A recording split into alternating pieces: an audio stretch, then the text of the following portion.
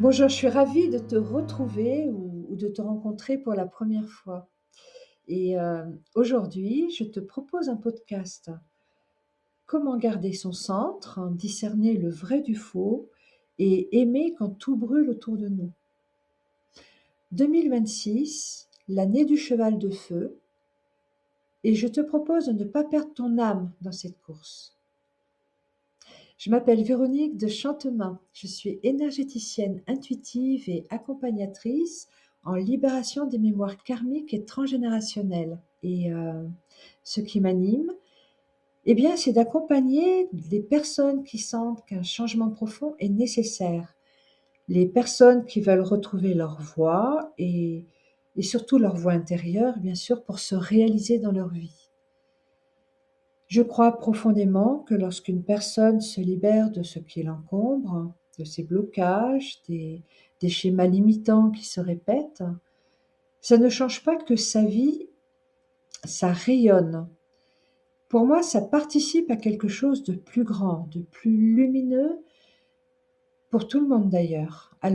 Voilà, aujourd'hui, j'avais envie de te parler de quelque chose qui me tient à cœur, un sujet qui revient souvent dans mes séances. Et puis, voilà, j'avais envie de te partager vraiment parce que j'écoute et j'observe beaucoup autour de moi ce qui se passe. Je vois des personnes qui arrivent avec tellement de questionnements, elles ont le cœur chargé, elles ont la tête lourde de problématiques, elles ont le cœur serré, elles sont angoissées et cette impression d'être enfermées dans une cage dont elles ne trouvent pas la clé. C'est souvent ce qu'elles me disent, elles ne trouvent pas la clé. Et elles sont enfermées dans des peurs qui leur appartiennent pas toujours en plus, hein, des peurs qui sont parfois héritées et puis des peurs qu'elles nourrissent du coup sans le savoir. Alors je les vois traverser des souffrances et puis pendant des semaines, hein, parfois je les vois reproduire encore et encore les mêmes schémas qui les enferment un peu plus chaque jour et heu et les mêmes relations qui les blessent, ça c'est vraiment très fréquent, les mêmes choix qui les mènent droit dans le mur, les mêmes croyances qui les limitent encore et encore, comme si elles tournaient en rond dans dans un labyrinthe dont elles auraient perdu le plan, comme si leur GPS intérieur ne répondait plus. Alors souvent face à ce constat, tu vois, je me dis: «En fait, la clé qui leur manque dans leur vie, c'est ce fil d'Ariane. Peut-être que c'est le discernement, en fait. Cette capacité à voir clair dans sa propre vie, à distinguer ce qui est à soi de ce qui vient des autres, de ce qui est vrai de ce qui est faux ou de ce qui est amour ou de ce qui est peur déguisée, et ça on le trouve vraiment très, très souvent. Et puis parce que quand on ne discerne pas, en fait, ben, on répète, on reproduit sans comprendre. On reste prisonnier ou prisonnière des mêmes situations qui tournent en boucle. Et heu et en fait, ben, on est coincé quoi, on n'avance plus. Alors avant d'aller plus loin, tu vois, j'aimerais qu'on prenne un moment pour comprendre ce qu'est vraiment le discernement. Parce que pour moi, ce n'est pas une invention moderne, tu vois? C'est quand même quelque chose, qui remonte à la nuit des temps. C'est pas un truc à la mode pour faire face aux algorithmes, aux vidéos truquées ou autres, tu vois? Ouais, je pense qu'il nous habite depuis la nuit des temps et que nos ancêtres, à l'époque, on va remonter loin, peut-être aux cavernes, peut-être pas tant que ça, mais devaient discerner quel buisson cachait un fruit ou quel buisson cachait un fauve, tu vois? Enfin, moi je dirais les choses comme ça. C'était une question de survie. Et ouais, et les sages antiques en Égypte, en Grèce, en Chine et ailleurs, enseignaient déjà l'art de distinguer le vrai du faux, en fait, ouais, l'essentiel du superficiel. Oui, distinguer les mystiques, les guérisseurs, les chamans, enfin toutes les traditions ont toujours su que la clé était là dans cette capacité à ressentir au-delà des apparences. En fait, c'est un outil sacré, c'est une boussole intérieure que l'humanité a toujours portée en elle. Enfin, selon moi, et selon moi, le discernement agit Ouais, sur plusieurs plans. Par exemple, bah, je pourrais dire qu'il y a le discernement mental, celui qui nous permet de ne pas avaler n'importe quoi, n'importe quelle information. Je parlerai du discernement émotionnel aussi, celui qui nous aide à reconnaître nos vraies émotions de celles qui ne nous appartiennent pas. Et puis peut-être le discernement relationnel. Alors, je pense que c'est celui qui nous guide vers les personnes qui nous font du bien, qui sont honnêtes avec nous et qui nous éloignent de celles qui nous vident de notre énergie. Peut-être que tu vois ce que je veux dire. Et puis je pense aussi au discernement spirituel. En mon sens, c'est le plus profond, c'est celui qui nous pousse à retrouver notre essence, qui nous permet de reconnaître ce qui est juste pour notre âme, pour notre mission de vie, de ce qui ne l'est pas, enfin de la fausse lumière. Tu vois, pour moi, tous ces discernements, ils sont liés. Et en fait, je dirais qu'ils forment une palette de perception qui nous permet de naviguer dans ce monde complexe. Parce que le monde, il est complexe en ce moment, hein. Et les maîtres de sagesse nous ont laissé quand même quelques paroles précieuses. Par exemple, je pense à Bouddha. Il disait quelque chose comme ça: n'acceptez pas ce que vous entendez par oui dire, ni de ce qui est par tradition, dit par tradition, ni ce qui est rapporté dans les Écritures. Mais quand vous savez par vous-même que ces choses sont saines, alors vivez-les. Et il nous disait déjà ça il y a quelques millénaires, hein, déjà. Ne crois pas sur parole, expérimente, ressens et en fait discerne par toi-même.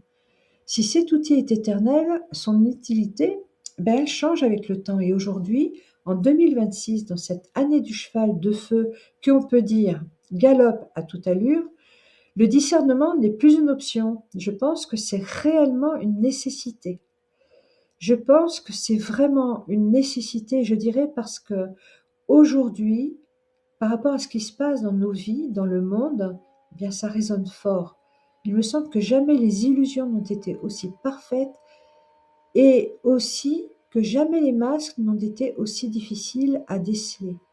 On est bombardé d'informations du matin au soir, des guerres, des crises, des découvertes, des scandales, des tendances de folie. Enfin, c'est essoufflant. Tout va trop vite et on n'a plus le temps de se poser, on n'a plus le temps de ressentir, de vérifier ce qui est juste ou pas. On absorbe toutes ces énergies en guise de nourriture et bien souvent inconsciemment. Alors dans ce chaos, on nous sert des émotions toutes prêtes, alors surtout la peur. Et je crois bien que la peur est l'émotion la plus contagieuse parce qu'en fait, quand on a peur, on n'écoute plus, on n'entend plus, on panique. On écoute son instinct de survie et c'est normal, c'est humain, on est en mode survie. On suit le premier, on suit le mouvement de masse, on écoute celui qui parle le plus fort, souvent sans se demander où ça nous amène.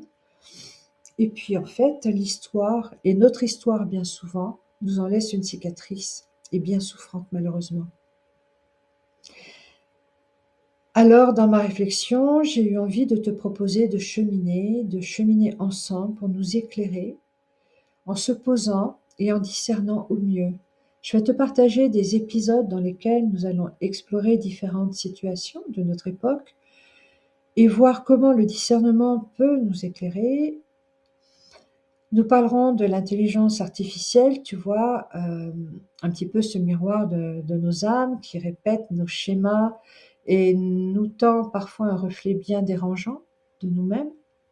Nous parlerons de nos enfants aussi, de cette génération qui grandit les yeux collés aux écrans, souvent désensibilisée par la violence malheureusement, qu'on lui montre et perdue dans sa quête d'identité. Nous parlerons également de ce que j'appelle le voyeurisme généralisé, de cette manie qu'on a tous de filmer au lieu de vivre, de regarder la vie des autres sans jamais être vraiment présent à la nôtre. Et aussi des relations, de ces profils parfaits qui n'existent pas, de ces amours virtuels qui laissent un goût vide et parfois amer, des rencontres qu'on rate parfois parce qu'on ne sait plus regarder.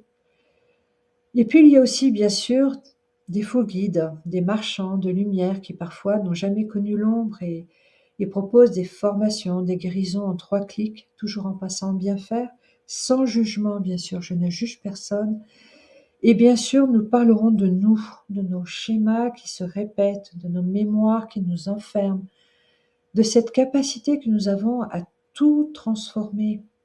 Et quand nous retrouvons notre centre, nous transmutons, car nous avons tous cette capacité de transmuter, de transformer. Alors tu vois aujourd'hui, si je te partage tout cela, ce n'est pas pour te donner des réponses toutes faites ou te dire quoi penser ou quoi faire, non, non. C'est juste un partage, une réflexion à voix haute, car moi, je n'ai pas la vérité absolue, loin de là. Je cherche moi aussi à comprendre toujours plus loin, je suis un peu une chercheuse, et peut-être que certaines choses résonneront en toi, peut-être que d'autres non. Ben, c'est parfait comme cela. Mon rôle dans mes accompagnements, c'est d'aider les personnes à se libérer de ce qui les encombre pour qu'elles retrouvent leur propre chemin, pas le mien, le leur. Et cette série, c'est un peu la même chose, tu vois? Je pose des mots sur ce que je vois, sur ce que je sens, et toi, tu prends ce qui te parle. Tu laisses le reste parce que le discernement, c'est aussi ça et surtout ça. Savoir prendre ce qui est bon pour soi, ce que l'on sent, ce qui résonne, et laisser ce qui ne l'est pas. Enfin voilà, j'ai posé les bases en te parlant de ce qu'est pour moi le discernement, car c'est un sujet crucial en cette année 2026, en mon sens, et bien sûr celles qui suivront, évidemment. On ne s'arrêtera pas là.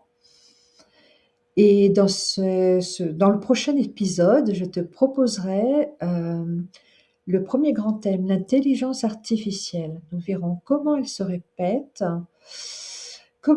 nos schémas, comment elle nous tend un reflet parfois difficile à regarder, et comment le discernement peut nous aider à naviguer dans cette nouvelle réalité. Alors tu vois, si cette série te parle, si tu sens qu'elle peut aider quelqu'un que tu connais, n'hésite pas à la partager parce qu'ensemble, on avance. C'est ensemble qu'on éclaire nos chemins et nous sommes nous-mêmes individuellement le changement que nous voulons dans le monde. Nous avons les capacités de créer, de transmuter un monde meilleur en travaillant ensemble. Alors n'hésite pas à me faire part de tes retours, je te répondrai. Je suis Véronique de Chantemin, je te remercie pour ta présence. Prends bien soin de toi, à très bientôt.